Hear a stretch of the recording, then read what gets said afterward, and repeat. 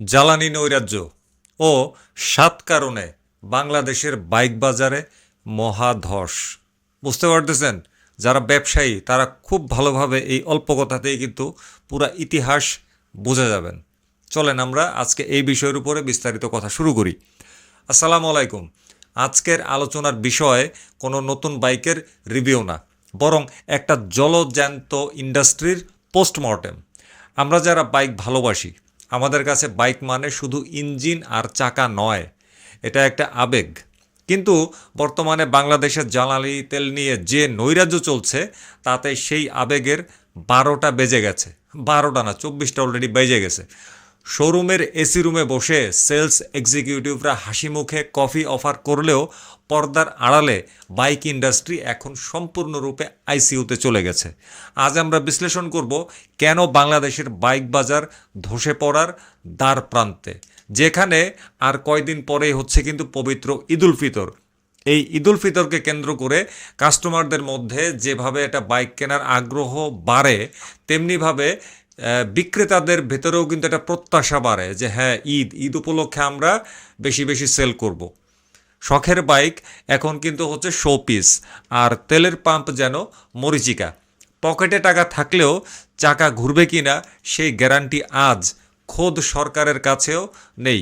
আপনারা দেখছেন রিকু ব্লগস, যার স্লোগান সত্য সুন্দর এবং তোষামত কুৎসিত। বিস্তারিত সহ ফিরে আসছি ইন্ট্রোর পরে।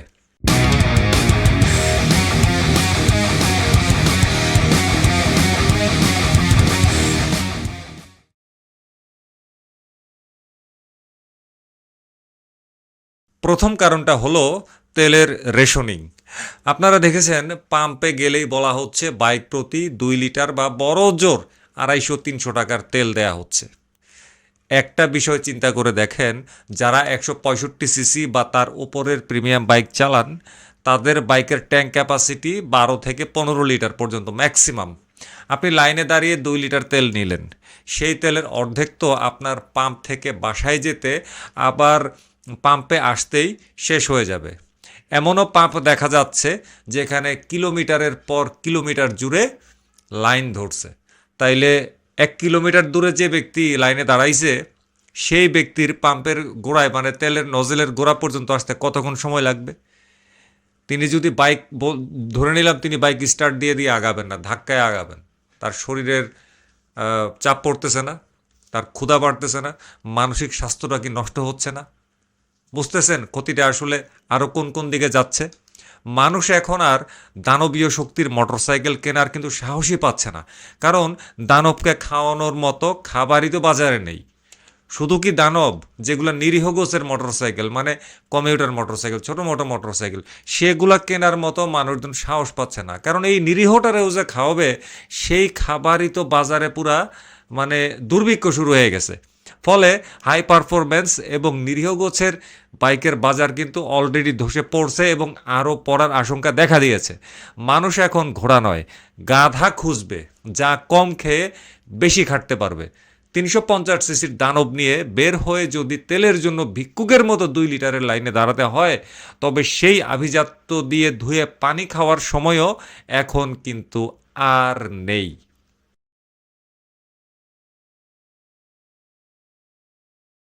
তেলের সংকট কি শুধু তেলের? না ভাই, এর মূলে আছে ডলারের আকালো। যখন তেলের আমদানিতে ডলার থাকে না, তখন বাইকের পার্টস বা সিকেডি ইউনিটের এলসি কে খুলবে? তেলের দাম বাড়ার সাথে সাথে প্রতিটি কোম্পানির বাইকের দাম কিন্তু আকাশচুম্বী হয়ে যেতে পারে। যদিও এখন পর্যন্ত কিন্তু তেলের দাম বাংলাদেশের পাম্পগুলোতে কিন্তু বাড়ে নাই, তবে বাড়ার একটা আশঙ্কা আমরা আগে থেকেই করছি। যদি এটা এরকম হয়ে যায়, তাহলে দেখবেন এটার প্রভাব এসে কিন্তু বাইকের বাজারেও পড়তে পারে। আর ডলারের তো একটা মানে অভাব অনটন বাংলাদেশে ১২ মাসই মোটামুটি লেগে থাকে গত কয়েক বছর ধরে আমরা যা দেখছি। ৫ বছর আগে যে ১০০ সিসির বাইক ৮০,০০০ টাকায় পাওয়া যেত, এখন কিন্তু তা ১,২০,০০০-৩০,০০০ টাকা মতো হয়ে গেছে। মানুষের আয় কি আসলে সেই অনুপাতে বেড়েছে? না, মধ্যবিত্তের নাগালের বাইরে চলে যাচ্ছে সাধারণ কমিউটার বাইকও। ডলারের অভাবে এলসি বন্ধ হয়ে যায়, আর অযোগ্যতার অভাবে সরষের তেলও এখন বাইকের ট্যাঙ্কে ভরার উপক্রম। কোম্পানিগুলো মুনাফা গুনতে ব্যাপক রকমের ব্যস্ত, আর সাধারণ মানুষ গুনছে শেষ সম্বল বিক্রির দিন এলো এলো বুঝি।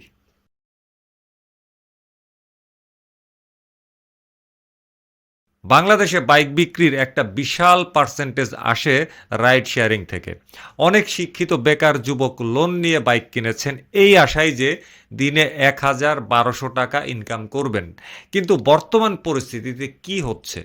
তেলের জন্য লাইনে দাঁড়িয়ে থাকতে হচ্ছে ৩ ঘন্টা কিংবা ৫ ঘন্টা বা ধরলাম ২ ঘন্টা, আর ট্রাফিক জ্যামে তেল পড়ছে আরও ২ ঘন্টা। দিন শেষে হাতে থাকছে ৫০০ টাকা ৩০০ টাকা। এই টাকা দিয়ে কি কিস্তি শোধ হবে, নাকি ঘরের চাল কেনা হবে? সামনে আবার ঈদ। নতুন চালকরা এখন কিস্তিতে বাইক তোলার নাম শুনলে আঁতকে উঠছেন। পেটের দায়ে যারা বাইক নামিয়েছিলেন তেলের লাইনে দাঁড়িয়ে, তাদের আজ নাভিশ্বাস। ডিজিটাল বাংলাদেশ গড়ার কারিগররা আজ পেট্রোল পাম্পের লাইনে দাঁড়িয়ে দোজখের আগুনের আঁচ নিচ্ছে।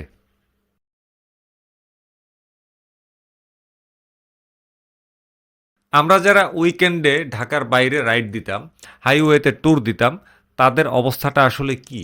যদিও এখন রমজান মাস চলে, তারপরেও আপনি ঢাকা থেকে বের হয়ে হাইওয়েতে গিয়ে দেখলেন যে পাম্পে তেল নেই। মাঝপথে বাইক ফেলে আসা ছাড়া আসলে তখন আর উপায় নেই। শৌখিন বাইকাররা এখন বাইক গ্যারেজ বন্দি করে রাখার মতন অবস্থায় চলে গেছে।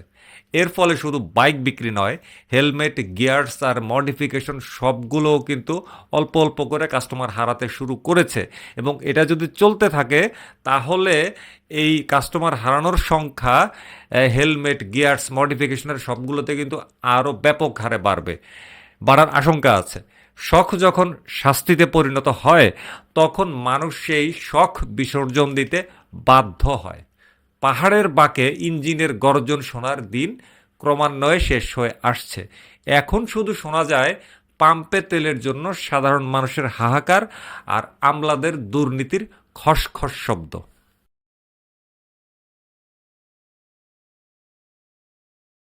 অনেকে বলছেন তেল নেই তো কি হয়েছে, ইলেকট্রিক বাইক তো আছে। এটা কিন্তু বাংলাদেশ, মনে রাখতে হবে।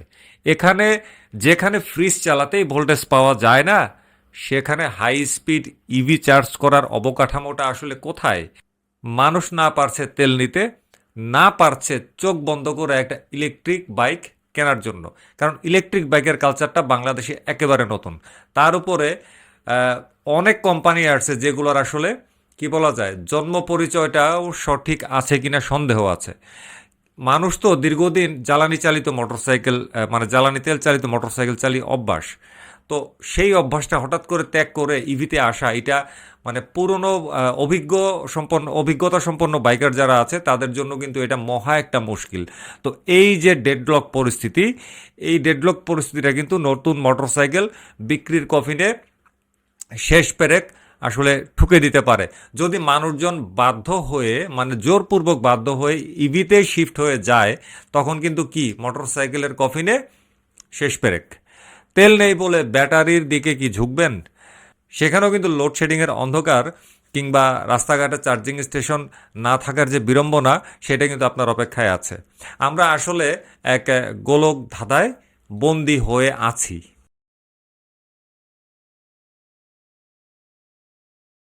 শেষ কারণটা হলো মানুষের হাহাকার। বাজারে এখন নতুন বাইক কেনার লোকের চেয়ে বাইক বিক্রি করে দেওয়ার লোক ক্রমান্বয়ে বাড়ছে। অনেকে মনে মনে চিন্তাও করতেছেন। মানুষ চিন্তা করতেছে তেল কিনতে পারি না, কিস্তি দিতে পারি না, বাইকটা বেচে দিলে ভালো হবে কিনা, মানুষ ভাবতেছে। ফলে সেকেন্ড হ্যান্ড মার্কেটে বাইকের বন্যা বয়ে যেতে পারে। এতে করে শোরুমের নতুন বাইক ডেলিভারি নেওয়ার হার হয়তোবা অর্ধেকেরও বেশি কমে আসতে পারে। নতুনের চেয়ে কম দামে ২-৪ হাজার, ১০-১২ হাজার বা ১৫-২০ হাজার কিলোমিটার চলা একটা ফ্রেশ বাইক যখন বাজারে নতুনের চাইতে আরও কম দামে পাওয়া যাবে, তখন শোরুমের চকচকে বাইকের দিকে আসলে মানুষজন সহজে তাকাতে চাইবে না। শোরুমের নতুন চাকচিক্য আজ ম্লান হওয়ার পথে। কারণ গ্যারেজে পড়ে থাকা সেকেন্ড হ্যান্ড বাইকগুলোই এখন তেলের অভাবে দীর্ঘশ্বাস ফেলছে। নতুনের জয়গান গাওয়ার দিন এখন আস্তে আস্তে কি ইতিহাসের পাতায় চলে যাওয়ার উপক্রম।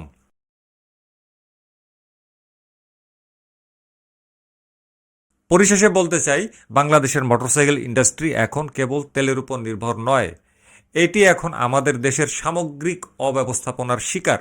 তেলের দাম বেড়ে 100 টাকার উপরে গেছে, সেটা হয়তোবা মেনে নেওয়া যেত যদি তেলটা নিরবিচ্ছিন্ন পাওয়া যেত, মানে আমরা টাকা হইলেও কিনতে পারতাম।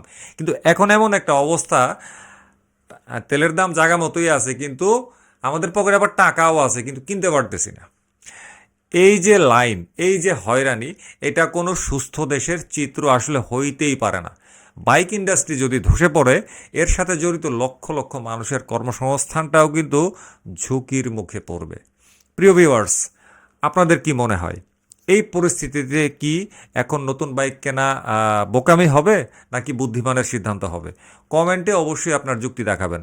মনে রাখবেন, কারো দালালি করা এই চ্যানেলের কাজ নয়, কারণ সত্য সুন্দর আর তোষামোদ কুৎসিত। আজকের মতো বিদায় নিচ্ছি। দেখা হবে অন্য কোনো ভিডিওতে, অন্য কোনো আলোচনায়, বিশ্লেষণে। আল্লাহ হাফেজ, আসসালামু আলাইকুম।